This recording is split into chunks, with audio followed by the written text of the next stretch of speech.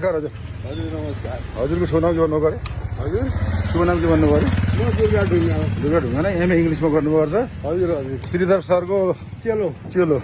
म किस्मत भण्डारी। ए नाम त सुने अब मैले। अनि म बानेश्वर बस्छु। नाम सुने भण्डारी के छ, के गोत्र हो यहाँको? भण्डारीमा धेरै गोत्र हुन्छन्। तिनै भण्डारी हुन् उनलाई। अनि हजुरले त्यो लोहानीको वंशाली भन्नुभएको थियो नि, कसका अरे हजुरबाबु अरे? फणेन्द्र प्रसाद रुद्र प्रसाद लोहनी। उहाँका दुई भाइ, दुईटी श्रीमती। दुई श्रीमती। अनि तीन मध्येबाट दुईटी श्रीमतीबाट जेठीबाट श्रीधर सरको बुवा र पुष्कर सरको बुवा। अनि कान्छीबाट मोहन लोहनी सरको बुवा केशव लोहनी। अनि प्रकाश चन्द्र लोहनीको बुवा के नाम हो बिर्सी आउँथ्यो। डाक्टर रामसाल लोहनी भन्ने हुनुहुन्थ्यो, अहिले हुनुहुन्न के अरे राम्रो थाहा छैन मलाई।